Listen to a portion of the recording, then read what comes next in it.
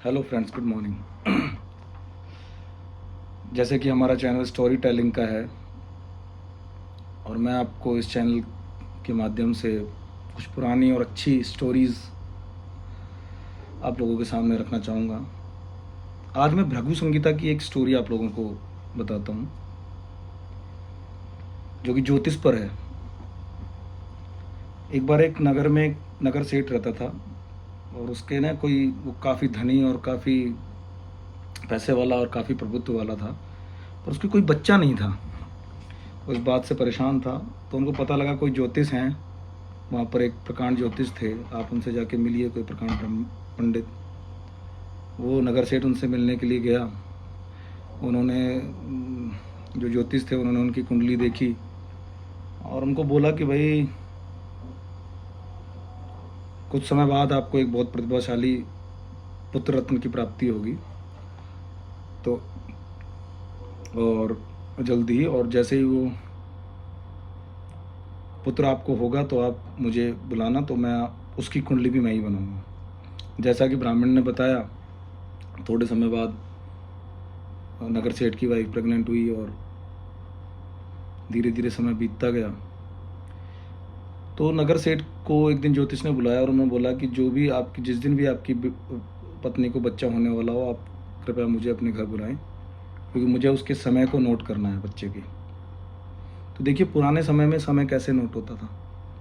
तो जब जो डिलीवरी रूम था उसके बाहर पंडित जी की, वो ज्योतिष जी की वो गद्दी लगा दी गई और अंदर जो दाई और जो लोग बच्चे करते थे उनको एक पत्थर दे दिया गया। उन्होंने बोला जैसे ही बच्चा बाहर आए, आप इसको दीवार पे दरवाजे पे मारना और मुझे पता लग जाएगा और मैं अपना काम शुरू कर दूँगा। तो जैसे ही वो बच्चा की डिलीवरी कंप्लीट हुई, उस दाई ने वो पत्थर उठाया और दरवाजे पे मारा।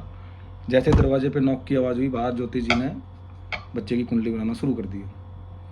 कुंडली बनाते बनाते बनाते बनाते बनाते बनाते वो कुंडली जब बन गई, 2-3 दिन बाद उन्होंने अच्छे से गणना करके, तो नगर सेठ उनसे मिलने गए पूछने के लिए कि भाई इस कुंडली में क्या है।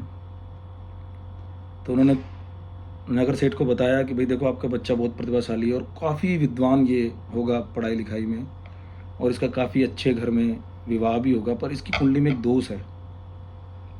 अब नगर सेठ थोड़ा चिंतित हुए। उन्होंने पूछा, महाराज क्या दोष है? तो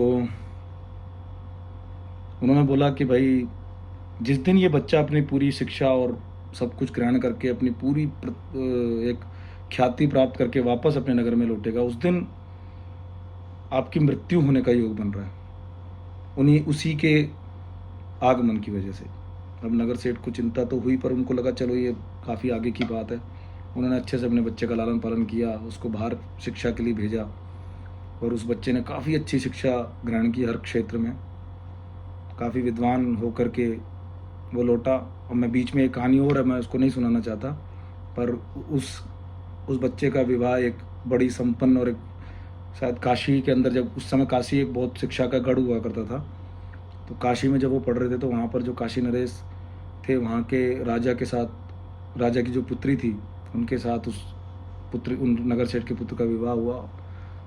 और जब वो नगर सेठ का पुत्र वापस अपने घर आ रहा था, क्योंकि वो बहुत विद्वान, बहुत प्रतिभाशाली था और वो खुद अब एक राजा के समतुल्य हो गया था, तो उसके साथ पूरा दल बल, पूरे हाथी घोड़ों का पूरा जुलूस अपने घर की तरफ आ रहा था। और जब वो अपने नगर की सीमा पर पहुंच गया, क्योंकि नगर सेठ भी बहुत संपन्न था और ये बात बता दी गई थी कि कोई भी जब किसी राज्य में प्रवेश करता था दल बल के साथ, तो परमिशन लेनी पड़ती थी। तो उसके पुत्र ने अपने पिता के पास अपने दूत को भेजा कि जाओ आप मेरे पिता से परमिशन लेके आओ कि उनका पुत्र उनसे मिलने आया है। जैसे ही नगर सेठ के पास वो पहुंचा दूत, नगर सेठ को चिंता हुई, क्योंकि उसको ज्योतिष की बात याद आ गई। वो ज्योतिष के पास गया और नगर सेठ ने दूत को बोला कि आप मेरे पुत्र को बोलो वो इंतजार करे। और वो गया वहाँ पे और वो ज्योतिष के पास पहुंचा, तो ज्योतिष उनके पुत्र से मिलने के लिए गया। और तो नगर सेठ के बेटे को बड़ा अजीब लगा कि मेरे पिता मुझसे मिलने नहीं आए, इतने दिनों बाद मैं आया हूँ इतनी ख्याति प्राप्त करके। तो वो उन्होंने ज्योतिष आचार्य से पूछा कि महाराज आप ही बताइए ऐसा क्यों हुआ। तो उन्होंने उसको, नगर सेठ के पुत्र को, वो बात बताई जो उनके जन्म से संबंधित थी। बोला इस वजह से अभी मैं इसका कुछ हल देख रहा हूँ कि कोई हल निकले कि ये जो संयोग है या ये योग है इसको कैसे टाला जाए। तो क्योंकि नगर सेठ का पुत्र भी बहुत विद्वान था, उसने बोला महाराज आप मुझे वो कुंडली दिखाइए। और उसने देखा कि जो कुंडली का समय जो उन्होंने वो स्टार्ट किया था, उसमें से उसने 3 या 4 पल कम करके वापस कुंडली बनाई उनके पुत्र ने, और जो ज्योतिषाचार्य थे दोनों ने मिलकर वो कुंडली बनाई। और जब उन्होंने 3-4 पल वो कम किए कि जब उस दाई ने वो पत्थर उठाया और उठा कर के उस दीवार पर मारा, वो दरवाजे पर मारा, तो वो जो टाइम गैप था उस गैप को उन्होंने उस कुंडली से कम कर दिया।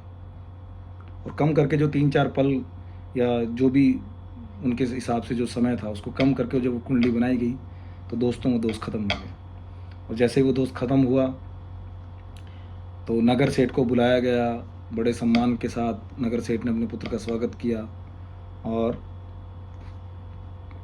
वो जो दोस्त था वो ख़त्म हुआ और एक पिता पुत्र का वापस मिलन हुआ। तो दोस्तों अब ये स्टोरी में मैं कंक्लूज़न पर नहीं पहुंच रहा हूँ, कंक्लूज़न आप निकालिए, क्योंकि ज्योतिष आज हर व्यक्ति के जीवन से जुड़ा हुआ है और हम लोग हर व्यक्ति कहीं ना कहीं कभी ना कभी उस पर भरोसा करते हैं।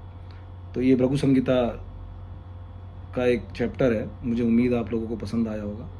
Thank you very much. Comment ज़रूर कीजिएगा।